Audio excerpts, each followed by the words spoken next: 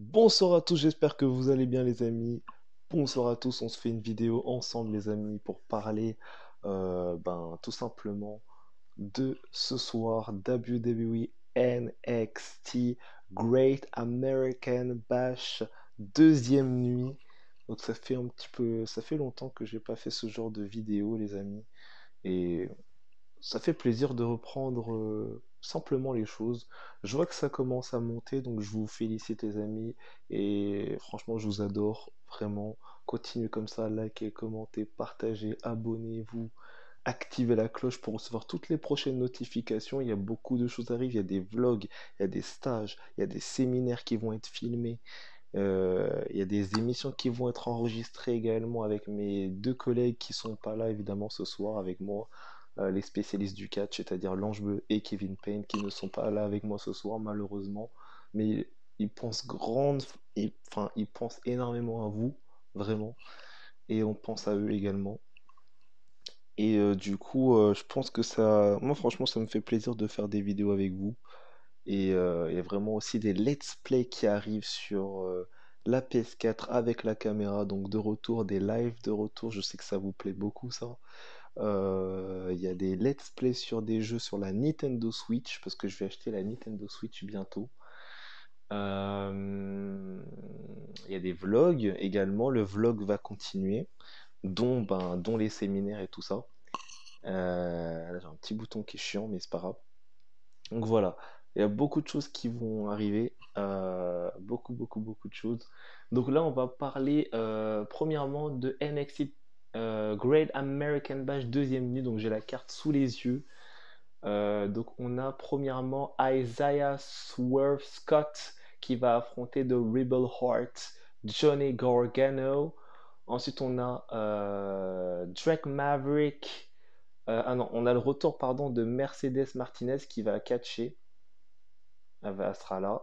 Ensuite, nous aurons Breezango et Drake Maverick contre El Legado del Fantasma avec Santos Escobar, le champion poids moyen par intérim, et ses partenaires Joachim Wild et Raúl Mendoza. On a également un match Street Fight avec Mia Yim, the HBAC of NXT, versus the Poison Pixie, Candice LeRae. Et on a également ce main event que tout le monde attend, les amis, avec Adam Cole, le champion NXT, contre Keith Lee, le champion North American d'NXT. Et ils vont se battre dans un winner take all pour les deux titres pour la première fois de l'histoire. Donc on va parler premièrement du premier match, Isaiah Swerve Scott contre Johnny Gargano. Je pense que ça va être un match vraiment sympathique. On a deux talents. Johnny Gargano qui est vraiment un expérimenté des rings, Isaiah Swerve Scott qui est vraiment très bon. Et il est moins expérimenté que Johnny Gargano au niveau des programmes NXT. Gargano qui a fait beaucoup plus de takeover, beaucoup plus de matchs que Isaiah Swerve Scott à NXT. Mais Isaiah, comme c'est un très bon catcheur. Donc, au niveau des pronostics, je vais dire Johnny Gargano. Donc, il faut savoir que Johnny sera heel et Isaiah Scott sera face. Donc, du coup, j'aime beaucoup les deux, mais je vais dire Johnny Gargano. Je pense qu'il va s'imposer et je pense que sa rivalité avec Keith Lee va continuer un petit peu après, je pense. Peut-être une autre rivalité qui est en train de se préparer pour le Rebel Heart. Possible. En ce qui concerne le deuxième match, Go et Drake Maverick contre El Legado del Fantasma. J'aime beaucoup les deux. J'aime beaucoup les deux matchs. Enfin, j'aime beaucoup surtout celui-là, le Six-Man Tag Team Match. Je vais dire Go et Drake Maverick. Je pense que c'est le moment pour Drake Maverick de s'imposer. C'est le moment pour lui de donner un petit peu du challenge à Santos et entre guillemets, avec quand même Breezango, qui est deux très bons catcheurs du roster principal, qui sont revenus récemment à NXT. Je trouve que ça serait vraiment beau pour Drake Maverick de gagner face à Santos Escobar et pourquoi pas plus tard avoir un match entre Santos et Drake pour le titre par intérim et peut-être le retour de notre réel champion NXT, c'est-à-dire The Irish Ace, Jordan Devlin. Donc voilà. Ensuite, Candice LeRae contre Mia Yim. Mia Yim qui est face évidemment. Candice LeRae qui est heel. Moi je pense que le personnage, le nouveau personnage de Candice LeRae, de Present Pixie, j'aime beaucoup. J'aime beaucoup son nouveau personnage. Je trouve que ça lui donne vraiment de la crédibilité. Ça lui donne vraiment quelque chose qu'elle n'avait pas en fait dans son personnage de base, c'est-à-dire la, la reine des bonbons. Et moi, j'aimais beaucoup Candice LeRae quand elle était face, mais je trouve que son côté heal vraiment lui apporte quelque chose de nouveau. Et j'aime beaucoup, j'aime beaucoup. Et je pense que je verrais bien Candice LeRae gagner.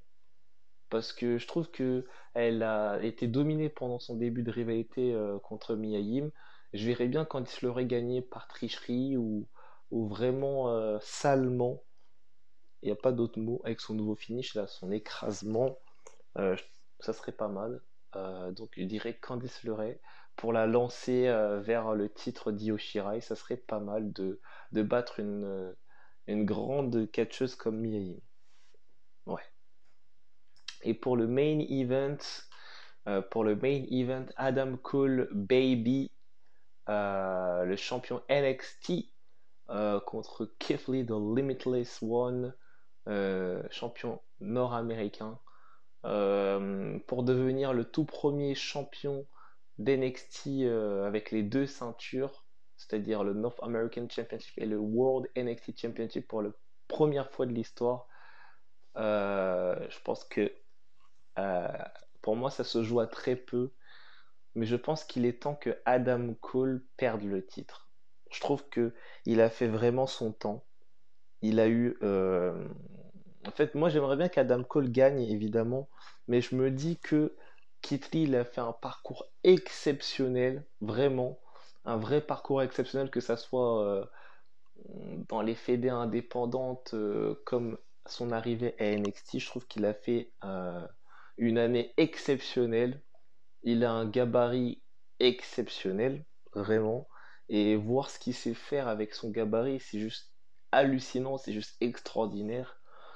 Et pour tout ce qu'il a accompli, je trouve qu'il le mérite de devenir le premier double champion d'NXT au monde. Le tout premier, ça serait vraiment beau pour lui. Et donc voilà, franchement, je vais dire Keith Lee. Je vais dire Keith Lee, The Limitless One, devenir le tout premier champion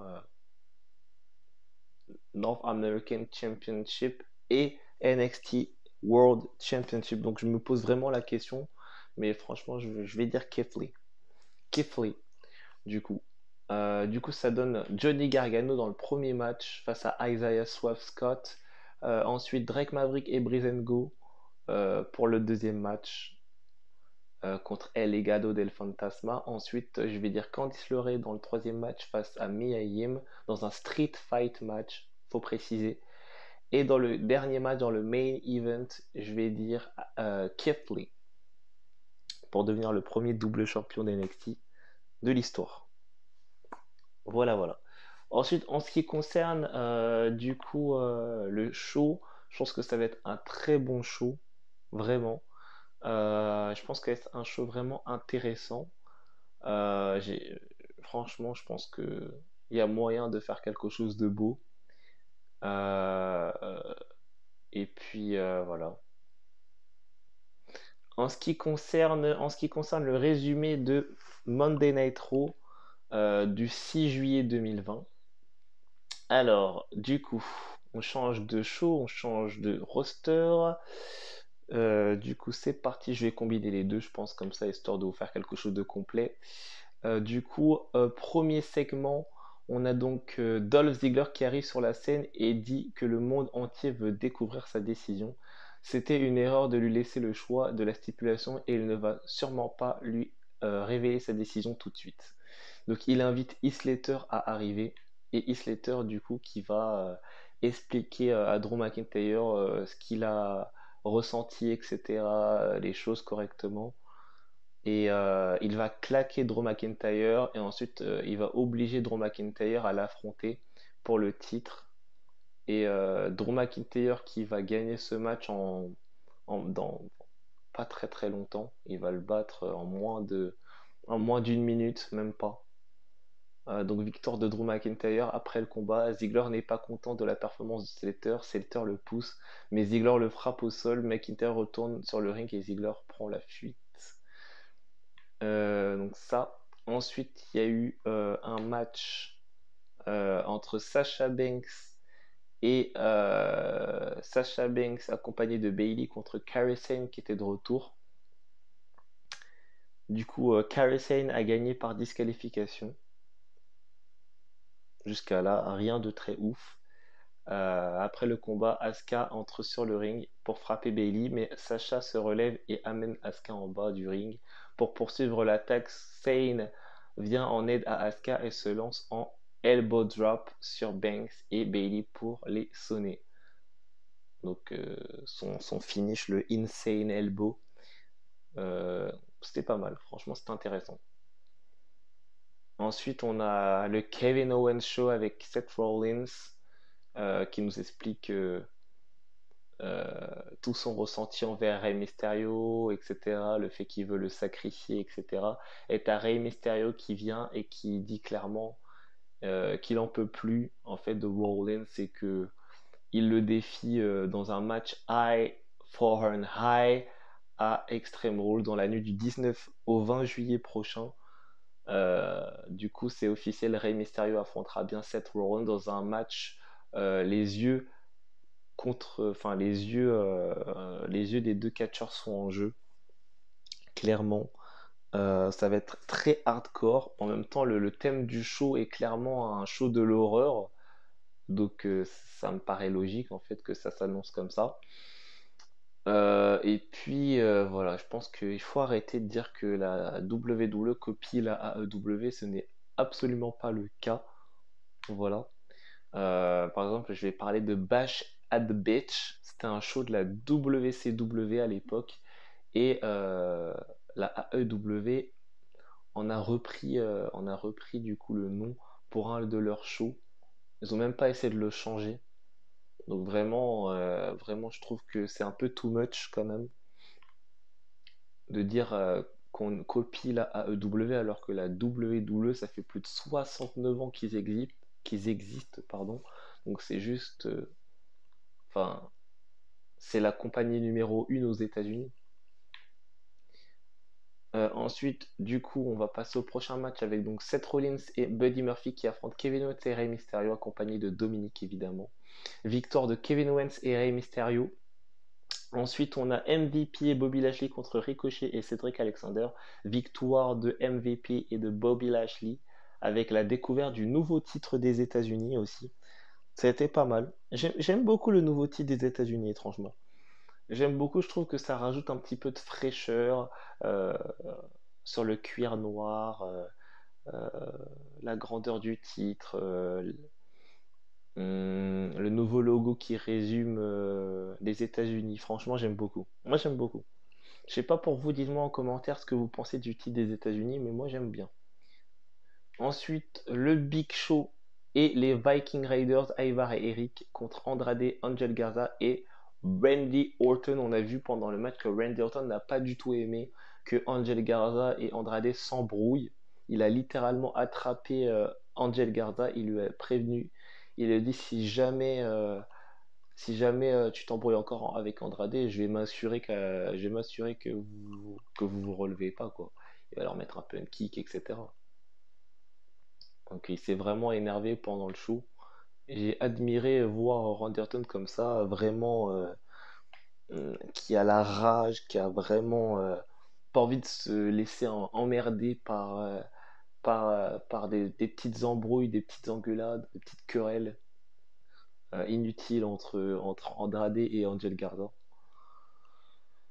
Donc ensuite, on a eu Ruby Riott contre Billy Kay, accompagné de Peyton Royce. Donc c'est Billy Kay qui a gagné avec un très bon match. À la fin du match, Riott monte sur le coin, mais Royce en profite pour la distraire. Kay frappe Riott et enchaîne avec son Spinebuster pour le compte de 3. Victoire de Billy Kay. Et enfin, Bayley accompagné de Sasha Banks face à Asuka accompagné de Kairi Sane. Les championnes s'affrontent. Victoire de Asuka. Victoire de Asuka, the Raw Women Champion, the Empress of Tomorrow, a battu The Role Models et s'impose en tant que la meilleure championne du roster principal. Voilà les amis, je vous ai fait le résumé des deux shows. Je trouve que ça va. Donc, je vous ai fait le résumé du show de Raw et la preview du show de ce soir qui aura lieu dans quelques petites minutes, quelques petites heures, je dirais même, parce que il est que minuit 11 à l'heure où j'enregistre ce direct. Voilà, donc pour compléter un petit peu les choses, donc je vais vous rappeler, donc je suis en train de préparer la suite du vlog, donc vlog partie 2, avec vraiment du réel, vraiment on va me voir, tout ça, en entraînement, musculation, euh, les accompagnements, tout ça. Je suis en train de préparer ça, et puis avec mes deux collègues qui seront présents également dans le vlog. Euh, voilà. Je prépare les let's play sur la Nintendo Switch comme je viens de vous dire. Je prépare également l'arrivée de la PlayStation Camera. Donc je vais faire des lives, retour des lives sur ma chaîne YouTube, sur celle-ci. Donc voilà, je pense que vous allez bien aimer. Ensuite, les émissions, le WWE Report, qui va continuer évidemment avec les reviews et les previews. Et puis, je pense que c'est tout. Je pense que j'ai tout dit. Le gameplay, tout ça. Ne vous inquiétez pas. Je suis en train de me préparer également un nouveau espace de vidéo avec un écran VR, une caméra, le trépied, enfin tout ce que vous. Là franchement, j'ai mis mon téléphone avec mon trépied de base, donc pour pouvoir faire la vidéo avec vous. Euh, donc vraiment, franchement, je prépare quelque chose de bien, les amis. Donc merci à vous tous de votre soutien. Likez, commentez, partagez, abonnez-vous. Et nous, on se retrouve très prochainement pour des nouvelles vidéos. Bisous à vous tous.